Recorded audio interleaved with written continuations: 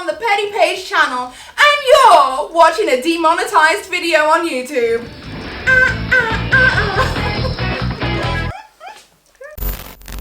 More money, I want your money, I want more money, I want your money.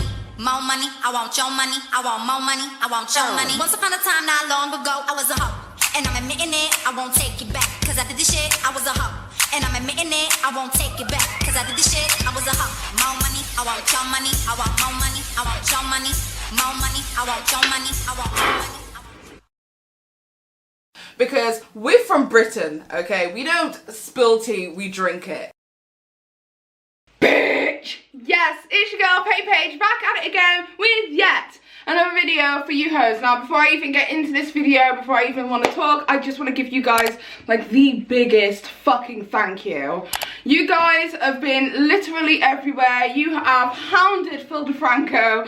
You have been making subreddits after subreddits after subreddits. You guys can see the injustice that's happened, and all I can do is thank you at this moment. I am making moves, just know this, but the moves that I am making, I'm not ready to disclose until I've got some things finalized. I want to get my little ducks in a row. I want to get all these little ducks in a row following my big fat behind before I start speaking and running my goddamn mouth, because you know that's what I'm very good at.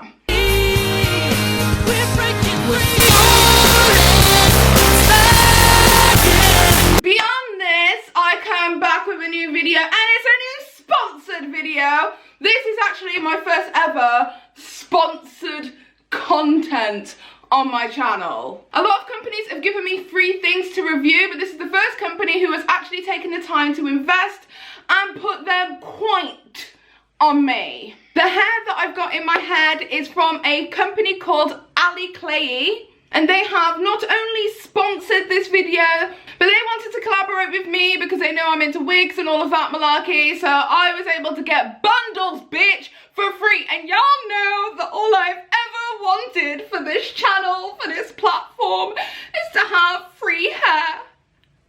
And now it's happening. But also, by them sponsoring my content, it allows me to be as candid and as uncensored as possible on my channel. And I know that's the shit that you guys love. You guys like it raw, you're dirty bitches. I like this. It's very grown up.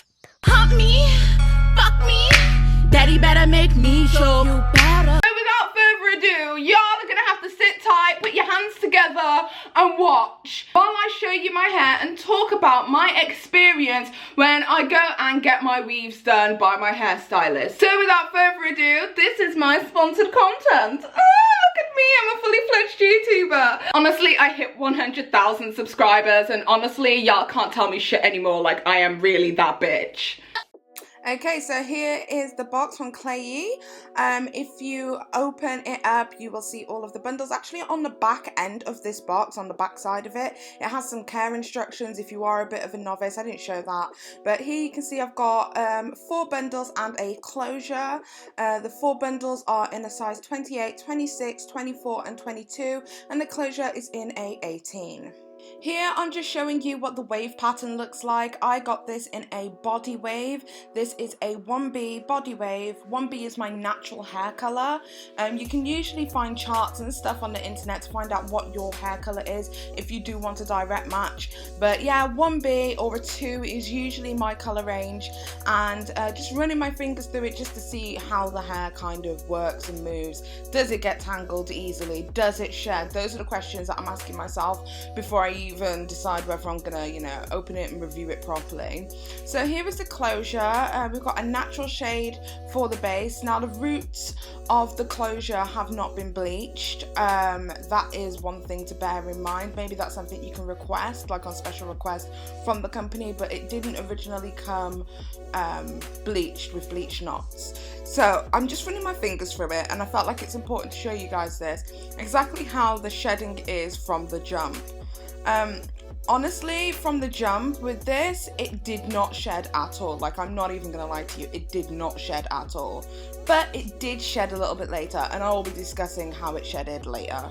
Because like obviously I'm having to film on my phone as my camera ran out of battery, and I don't know where my second battery is. But yeah, so basically what I do before I get my hair done is I will take out whatever hair it is that I have the night before, wash it, give it a deep condition, and just live my best life. This is my hair at the moment. This is 2 years of growth from like shaving it all off. So it's pretty long. It's all right. I mean, it's past my collarbone. I'm happy with that. So this is my hair. And obviously when we go over to meet my hairstylist, Dottie, she's going to install my hair for me. And you guys are going to watch the process, because I'm not going to sit here and pretend to you like I can do hair. I can't. I have to hire out my help. And ladies, if you feel me, holler if you hear me, okay? Okay, so we finally made it over to Dottie. As you can probably see her in the background. Bless her little heart. So she's just basically looking at my hair texture, basically checking that it's, you know, clean, it's moisturized, it's everything that it needs to be, and all of that malarkey. And it's from there that she starts doing her braiding pattern across my head. So first of all, she identifies where my part is. Now, I always have a side part. So she identifies where the part is, and then she parts it in that area just so that we can make sure that the closure lies as flat as possible. So that's the braiding pattern if you're into that kind of stuff, but that's what she did to kind of make sure that the closure was nice. So when she fits the closure, then she literally goes around my head with the weft. She does not cut my wefts. Cutting leads to excess shedding, so you don't want to cut your wefts. Literally, she just goes around the parameter and keeps going round and round and round until she gets to the center of my head. Now, as you can see, there's a little black line across my head. That is an elastic band, because she used the elastic band method on my head to make sure that my closure stays down even when, you know, it's rough, it's choppy weather, it's windy, and all of that malarkey. So here you can see it after. She is a beautiful 28 inches long. She's definitely true to size. Like, the hair literally rests on my butt. It looks very, very full because I hadn't put all of my lotions and potions in it. But yeah, this is how she looks. A little bit of slow-mo for your ass. You like that, bitch? Yeah, I bet you do. Yeah, so that's how it ended up turning out afterwards. I absolutely love this hair. I definitely recommend this company. Does it shed? Yeah, a little bit. But does it shed ridiculously? No. I have definitely had worse from other brands, trust and believe. But yeah, I hope you guys enjoyed. Okay, so there you have it. Hopefully you got all the information that you need from it. This is one of 2 sponsored videos that I've got for this company. This hair right here is the hair in its natural state. I am yet to style it. I personally think it's fantastic hair. For 28 inches, this shit lands on my butt and makes me look cute as fuck. But even if it wasn't free hair, I definitely recommend this hair. It does shed. I'm not going to lie to you and sit here and say it's not going to shed on you. It's going to be fantastic. It does shed. But does it shed to the amount that I've had other weaves shed? Hell to the fucking no. But I think she looks cute. She's cute. She's cute and long. We got bundles, bitch. We got bundles. Right, with that all done, let's get straight into the tea. In today's video, we're going to be talking about the absolute mess that was TANACON. I'm going to be taking you through what happened, what the PR team of Tana Mojo want you to believe happened, the conspiracy theories surrounding it, and also a lot of the influencers' reactions to how abysmal this whole thing turned out. Now, if you don't know who Tana Mojo is, I am definitely not going to be doing a 60-second rundown because I have spoke about this girl before. But you know that format? It definitely did derive from John Cookie, and he made that. Now, today is a very important day for Newsround. Did you know that everything that I do here on my channel is like derivative of John Cookie and the things he's got going over there? I'm Hayley with the last news round of the day. Oh my god, isn't that so funny? Honestly, you guys can keep him in America. We don't want him here. The same way we tried to give you Piers Morgan and y'all just sent him straight back. No takey backsies, okay? No takey backsies. You guys get to keep him. That's your problem now, okay?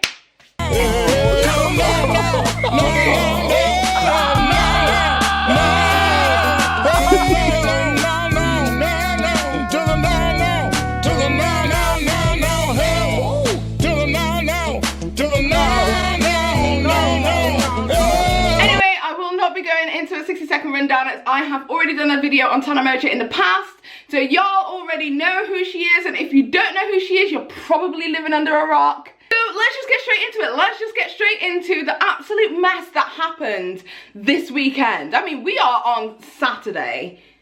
It's bad, girl, it's bad.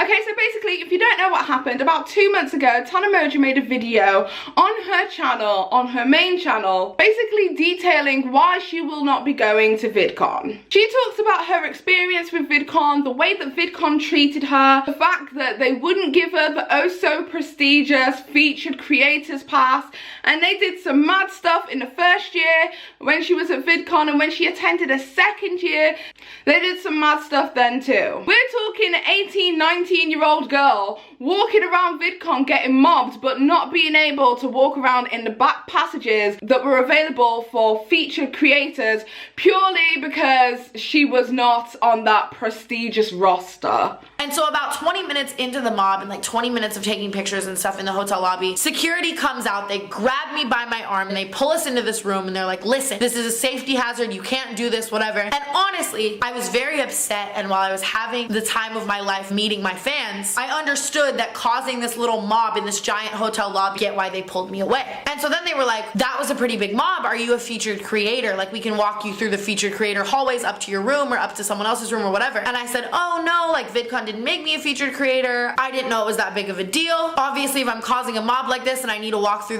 the featured creator hallways and stuff like that, you'll just give me a featured creator pass, right? And whoever this guy was, like the security and the person with VidCon, he just looks at me and he laughs and he's like, oh no, sweetie, if you're not a featured creator, you can either go up to one of your friends' rooms or something like that, or you can basically get the fuck off the premises because you're causing a huge safety hazard. Clearly everyone here knows who you are and they're gonna mob you if you walk out there, so if you're not a featured creator, there's nothing we can do for you. And so that's when I for the first time was like, that makes no sense. If I'm getting mobbed by hundreds of people that are at your event, why wouldn't you just give me a stupid little plastic badge that says featured creator so that I can walk through some special hallways and make things a lot safer for everyone? And they're like, well, that's not how it works, like maybe next year. Sounds really trivial, but everybody knows that Tana Moja grew so incredibly fast within her first year. I think it was like 6 months or something ridiculous and she got her first 1 million subscribers. She absolutely boomed and took over YouTube, and nobody was willing to give her the credentials because they all saw her as a trashy storytime YouTuber. And that's the thing though, I think it honestly goes in waves.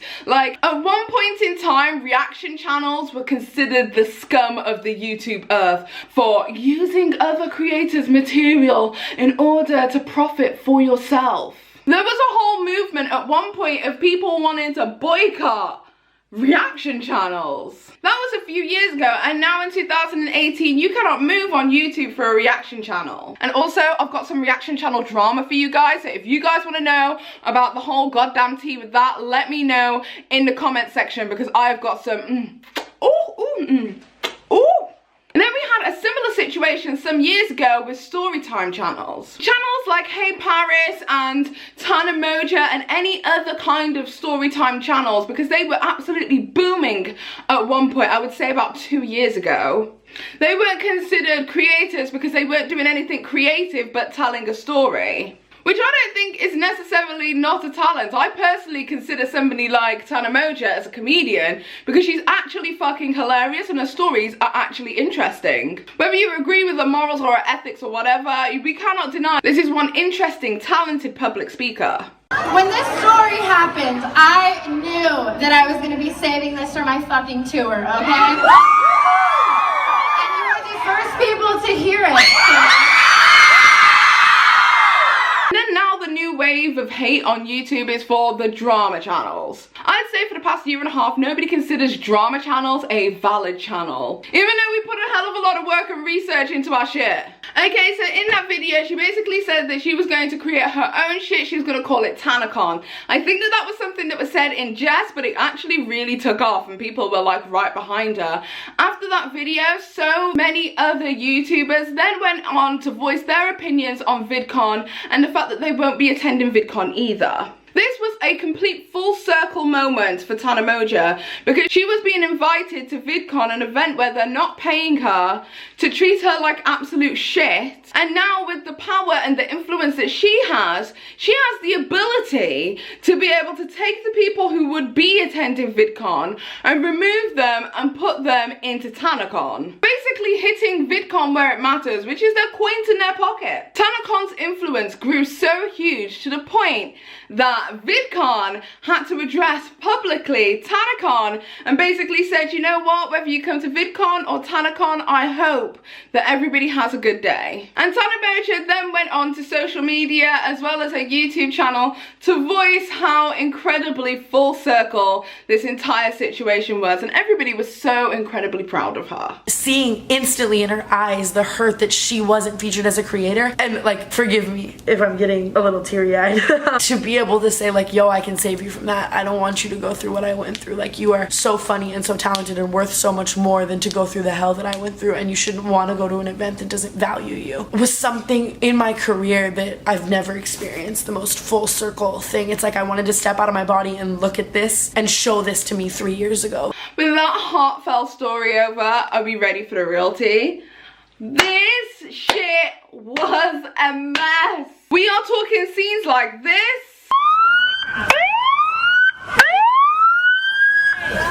Get it. Scenes like this. And people just losing their shit like this. I'm literally gonna fuck that. No refunds. Fuck TANACON.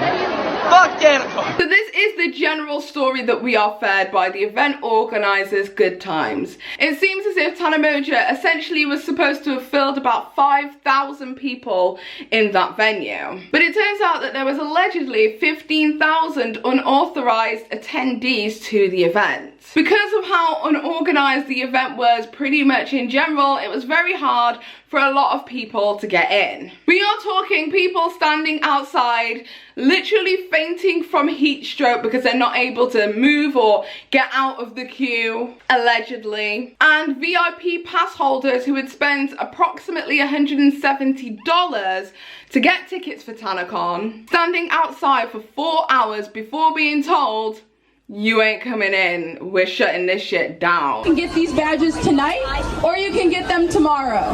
The whole thing was just incredibly messy. Okay, so just to put you in the loop, there was 2 ways that you could get a ticket. You had to make your way over to the TANACON website, and you could either get yourself a free ticket or a VIP ticket. So Good Times have basically said recently in a statement that they posted today that they weren't expecting the volume of people to show up that did, they were not prepared, and they're sorry, and if you want a refund, to email them back. So that's pretty much the situation that Good Times put out to us, that they messed up and they're really sorry, but they'll get it better next year. I freaked out for a minute, but I'm ready now.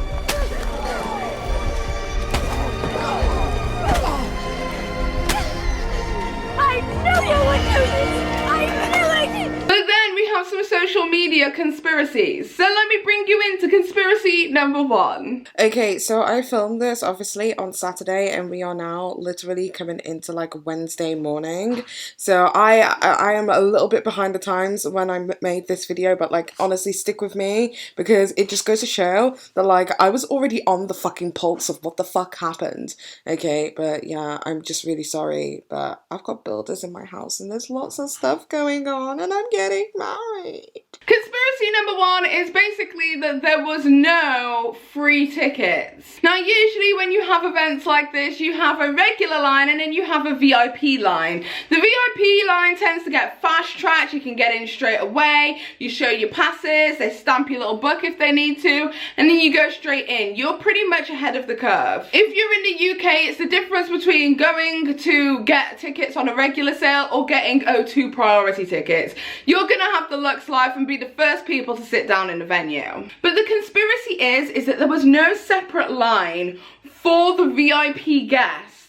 Allegedly, I wasn't there, but this is what I heard, that were attending. So there was no kind of fast track service, which meant that a lot of people who were ticket holders, who did pay the $170 approximate for the VIP experience were left outside in the warm, in the hot weather for 4 hours before being told to leave and vacate the premises. This line is so long. Crazy. So let's say, just for theoretical reasons, look at me using big words, that TANACON was a solely paid for event. If everybody who was in the line for TANACON was a paid for fan, that would make sense as to why not to have 2 separate lines. If anything, at the very least, if you showed up with a free ticket, it would have been a bummer if you couldn't get into the event. However, for the people who did actually pay the $170 odd for the VIP experience, to be left outside and then told to leave the premises is one massive swift kick to your bollocks.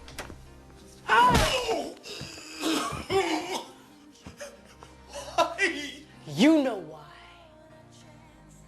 Number 2 is that the event organisers oversold and overshot the amount of people who would be attending this venue and did not look into the fire safety hazards of having so many people in such a small venue. I got this information from a Twitter user by the name of Lil Bitch, and basically the situation is that the Marriott Hotel, which is where TANACON was supposed to be held, actually doesn't have that much space, and that the largest capacity of guests in that space is 1,018 people in the event space. With that being said, if they sold, like they stated, 5,000 tickets, they still overshot that venue. And instead of admitting that they effed up and they got it wrong, they tried to blame it on a number of people attending that weren't supposed to attend. Okay, so those are just 2 of the most important conspiracy theories. Take that as you will. I cannot say they are factual, but I thought that those are very, very interesting theories. I don't think there was 15,000 people. I just don't. I think there's so much about it that's not true. It feels like a conspiracy. It feels like I'm in a conspiracy. I don't fucking buy it. I don't think there was 15,000 people there. I think there was 5,000 people there. I think they sold 5,000 tickets. I think 1,000 people went inside the building, and then I think the other 4,000 people were waiting outside and they couldn't get in because there wasn't room. I don't think there was a mob. I don't think it was a bunch of kids with no tickets. I think it was kids with tickets. I think they all bought tickets. I think they all bought tickets, and I think they all literally were standing in the sun for fucking 6 hours. And I'm sick of pretending like that's not how I feel, because it is. Now let's get into the series of fails. Number 1, organisation and time management was absolutely horrendous. One of the things that was noted that I've seen across social media is the fact that this company, Good Times, and I'm placing a lot of blame on Good Times. I know that Tana fronted this, but I do believe a lot of the blame does land with Good Times on this. Good Times double booked a lot of people. There was Anna Campbell, who was confirmed as one of the people who were going to be attending TANACON, when she then had to go onto social media and clarify that she would not be attending TANACON because it clashed with a trip that she had going on, but nobody had actually reached out to her or said anything. There was also the fact that a lot of people's panels had clashed. We are talking Elijah Daniel, The Gabby Show. A lot of people's panels clashed with the panels that they had already pre-booked months and months in advance with VidCon, and obviously VidCon takes priority. So it was either a situation where it left the creator not that much time to get over to TANACON and do that panel, or it left the creator in a position where they had to choose the VidCon panel because VidCon had booked them weeks and weeks and months in advance. It got so bad that allegedly VidCon started moving around their panel times in order to suit the creators, their featured creators at VidCon, who actually wanted to go out and support Tana. So VidCon was moving their schedule around, allegedly, this is something I heard, but they were moving their schedule around in order to suit TANACON and TANACON's timeline because they were very unorganised with that. This also isn't the first bit of organisational issues that Good Times have had. The video was linked to me by a young man by the name of Devin Corbin, who basically speaks about about his situation with Good Times. He is a content creator on YouTube who was requested by Good Times to do a tour. He wanted to make sure that his room and his travel was paid for by Good Times if he was going to be attending the tour and bringing his fans and his subscribers over to the tour. And what happened was absolutely ludicrous. And a few weeks later after that, I was sent emails and I was sent Google Forms and docs where I filled out if I wanted to host, if I wanted to do panels, if I was gonna bring anyone with me, who was gonna room with me, you know, questions like that. And then on November 15th, I was confirmed that I was gonna have my room and my transportation paid for. And when I spoke to person number 2, they told me that I had to 100% pay for my hotel room, and I told them, I said, well, that's weird because I was told that I would have my hotel room paid for, and I sent her a screenshot of me getting confirmed that my hotel room was gonna get paid for. Person number 2 completely disregarded that, and she said, well, you didn't use your tracking link. And you all are just as confused as I was in that moment. I was like, okay, what the fuck is a tracking link? And she told me, apparently, a tracking link is something that influencers, when they're on tours, they tweet it out, so then Good Times, the company, can view how many people visit the website, click on the link, if they bought the ticket directly from the link, shit like that. Basically, last minute, Good Times told Devin that they weren't going to be paying for his hotel, and not only were they not going to be paying for his hotel, they weren't going to be paying for his travel either, and the reason that that wasn't going to happen was actually his fault, and not due to lack of organisation. Take a look at these clips and tell me what you guys think. I have a room reserved yet for Good Times, and when am I being flown down? Or you can send that message to someone who may know. And she put, sorry, I meant to ask my team earlier, asking now for you. And I put, thank you so much. And she put, okay, so they said that as of right now, your flights aren't paid for, which I already knew. But I can get you a tracking link for tickets, and if you sell an amount of tickets, we'll book it for you. But it'll probably be the day before when you fly in. And I put, that would be amazing. That would be sweet. She put, and we reserve a talent floor for security reasons. You'll just check in for a room when you get there. And I said, awesome, thanks so much. So then, later that night, she sent me the tracking link. And I said, so I just post that? And she put, yeah, we'll be able to see how many tickets you sell from it. So if you posted your graphic or the video, you could use that link instead. And I put, how many tickets do I need to sell for my plane ticket to be paid for? And she said, they said 50 tickets total, or 25 VIPs and up. And if there's a combination of them, we'll work with it, because that pretty much covers the flight costs. Now listen, it only costs $100 round trip for me to go to Chicago. And if 50 people buy tickets, that's 50 times $40. That is $2,000 that they're profiting off of me. So I have to make them $2,000 for them to pay for a $90, $100 round trip plane ticket? Like, what? We reserved a talent floor for security reasons. You'll just check in for a room when you get there. So she not only reconfirmed that I was gonna have a room, but I was also told that I had to make them $2,000 for them to pay for my plane ticket, and then I don't even get the room or the plane ticket. I feel used because I spent a whole month thinking that I'm gonna get a room paid for, promoting and getting people to buy tickets, and I just feel like I'm getting fucked over here. There was no organisation and conversation even with the content creators themselves that were supposed to be attending.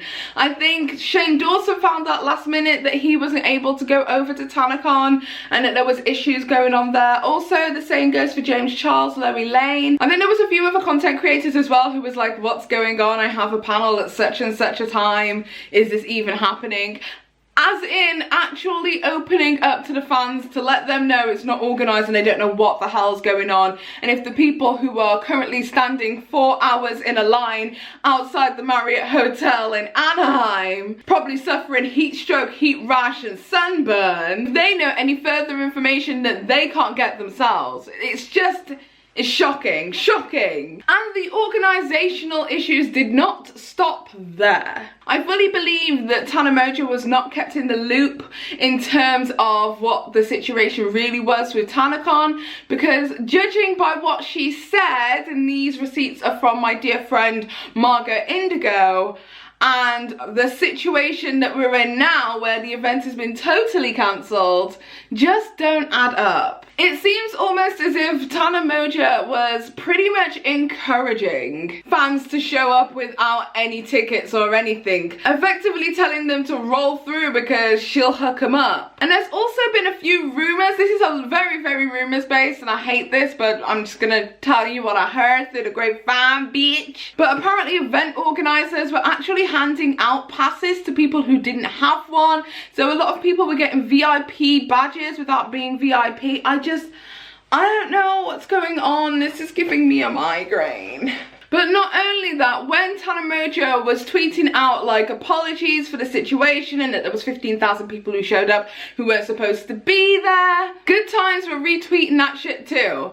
Up until literally about 6 hours ago when they turned around and said, it ain't even happening, like sucks to be you guys, but the event ain't happening. So then, on top of everything else, like you're thinking this could not get worse, then we have social media influencers pulling out. So James Charles pulled out, Shane Dawson pulled out, just a bunch of different content creators had turned around and said, we don't think this is going to happen, so because of that we're going to say that we're not going to show up. Shane Dawson basically noted that there was safety issues that was concerning him and he did not think it was okay to go over and be a part of something that would be unsafe and could be a detriment to the fans, to the subscribers. There are rules and regulations that we have to abide by, and it seems to me as if Good Times took those rules, took those regulations and threw them away, because I can tell you this from planning my own goddamn wedding that I knew from the outset how many people I am allowed to have at my event. So there is no reason why this situation should have happened. So now this has left a lot of the content creators who were endorsing TANACON, who were telling their fans and their subscribers to go to TANACON, who were letting them know that they were a feature creator at TANACON, who were actually going to the event to try and pick up the pieces of the mess that Tana and Good Times have made. All I've seen on social media, especially from Shane Dawson, is him scramble together to try and make this better. Not for Tana, not for himself, not for his position, his ego or anything, but for the people. Trying to do a meet and greet and host his own miniature event. He's been telling people that if they don't get refunds that he will refund them personally. And James Charles, as far as we've seen so far, has all but turned his back on Tana Moja, basically saying that he warned her of this situation, it's happened, and now she's made a bed so she's gonna have to sleep in it. From what I saw on social media, there was a little bit of a back and forth between him and Elijah Daniel, who then retweeted what he said and basically said, you know, why be a subtweet little bitch. And yeah, I do think that James Charles could have handled this a little bit more sensitively, considering this is not just about Tana, it's about the people in general. But I can understand why he's venting his frustration, because he had a lot of his fans and his subscribers who are going to be going over to this event too. People who have spent thousands upon thousands of pounds to be there. So now that Good Times have officially said that TANACON is completely over and they are going to work and try and resolve any issues, a lot of people in the comment section of that Twitter post are absolutely angry about the fact that the people who had paid for these tickets, the people who not only paid for travel, paid for their hotel and everything like that, but actually paid for tickets to have the VIP experience, and now left completely without. And if at the very least the people who own VIP tickets should be allowed to at least have an event just for them. Well, those questions have been answered with absolute radio silence. She needs to sit down and make a video and apologise to the people that followed her on this crazy, crazy, crazy trip. But the number one question I have in my head is, are we even surprised? I mean, it is no secret that she is late to show up for collabs, that she doesn't take YouTube seriously, that she lets people down. I mean, Jeffree Star, the king of cutting a bitch with words, literally waited on 3 separate occasions for Tana Moja to show up for a collaboration. The fact that Jeffree Star, let me just come.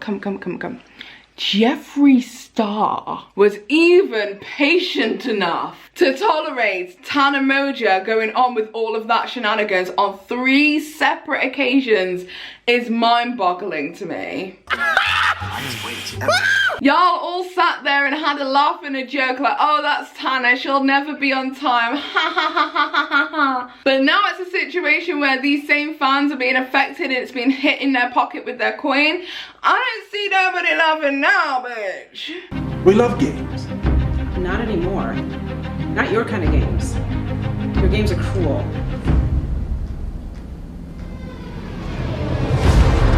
My personal opinion is that Good Times have shown a history of being absolutely terrible event organisers. And although I think 90% of the issues land on Good Times as a company in general, it is up to Tana as the head of this, as the face of this, as the person who has endorsed this company saying, yeah, this company is cool enough to handle my stuff, should have taken that authoritative step instead of being on social media, showing your bag of weed and talking about getting ready to go over to Tanaheim. Instead of strutting around in really tight, cute, you look hot, sexy little outfits and talking about being at Paris Hilton's party, you should have been taking the measures that you needed to as an authoritative figure, as a leader, to make sure that this event goes off without a hitch.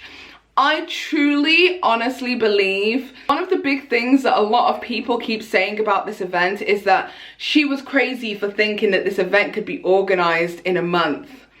I don't think that that's a crazy idea at all. If she was doing it at the level that she said she was doing it at, which is 5,000 people, I genuinely believe that that was achievable. And she had the influence to make so many influencers be a part of it. But due to her negligence and due to the company's negligence, Good Times, she let a lot of people down, but most importantly, she let herself down. Absolutely nobody is going to trust her to make an event again. I think it's so evident that her fans love her and that she loves her fans so much. I want to make next TANACON fucking better. I don't want to give up. If I gave up, that means people who treated me and all of your favorite creators like shit win. And that is not a message that I want to give to anyone. You know what I mean? You guys are all young as fuck and I want you to follow your dreams and I want to show you that you can do good in this world. You can make a change. So I'm gonna fight for a fucking bigger, better TANACON next time. I don't care if it's in 10 fucking arenas, okay? With every police force in the United States, because I love you, okay? And I'm sorry. But if we remove her genuine love for her fans and her subscribers,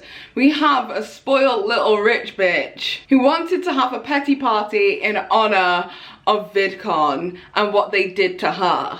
And the saddest part about this whole entire thing is the fact that what she did to her subscribers, leaving them out there in the sun, in the heat, putting them in a long corridor, telling people that they aren't able to move from one place to another. There's nobody.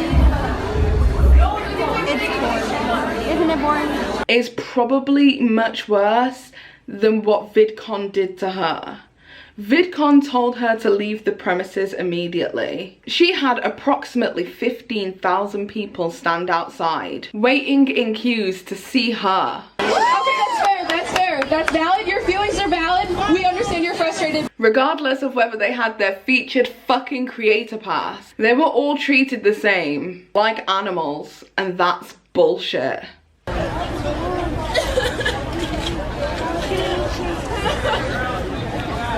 So personally, I think that Tana Mongeau should sit down, make an apology video, apologize to her subscribers, apologize to the content creators that she let down, apologize to everybody. But also, I don't believe that it's solely down to Tana Mongeau. I don't believe that she had nearly as much input on this event as people would like to believe that she does. I do believe a lot of the issues that arose rests with Good Times. And if Good Times want to be a good company, I feel like the best thing for them to do is to say, we fucked up and this is not Tana's fault, to take some heat off Tana, because she's getting a lot of shit for some stuff that I really don't believe she organised. I know this sucks and I know it's terrible, but right now I'm just trying to make sure that people don't miss their meet and greets that they're signed up for. Anyway, that is about it. Tell me what you guys think in the comment section down below. If you like this video, give it a thumbs up. If you like it, if you don't, I don't give a shit anyway. Don't forget to subscribe and hit that notification with the bell so that you guys get a notification every single time that Petty Paige posts new content. Tell me what you guys think. Do you guys think that all of the issues that arose, all of the problems that they encountered was all down to Good Times and they should take some of the heat off Tana Moja? Or do you think that Tana Moja decided to create this event so she needs to take all of the flack that is coming her way? Tell me what you guys think in the comment section down below. I personally think that this is mainly to do with Good Times. And I think that Tana needs to make an apology video because it's a mess. It's a mess. There's a lot of people who need to make apology videos, but we won't go there. Also, I want to say a massive thank you to Aliexpress or Ft.Klaiyi, I don't know how to pronounce it, for giving me this wonderful hair that I have been wearing for the past 3 weeks already. So I'm really sorry that it's taken me so long to make this video. The circumstances of the past week has been a lot for me. But also thank you for allowing me to be as uncensored as possible. Fuck. If you want to know what kind of hair it is that I've got, all of the details will be down in the description below. I personally think that Tana Moja needs to sit down and make a video, but that is just my humble opinion. And don't take my opinion for it because I'm just petty. Bye. Too much money in the bank. I ain't trying to play no games. Fuck, I hate it gon' sack. I be on my hustle all day, little bitch. Stay in your place, motherfucker, I'm paid. Too much money in the bank. I ain't trying to play no games. Fuck, I hate it gon' sack. I be on my hustle all day, little bitch. Stay in your place, motherfucker, I'm paid. Now take the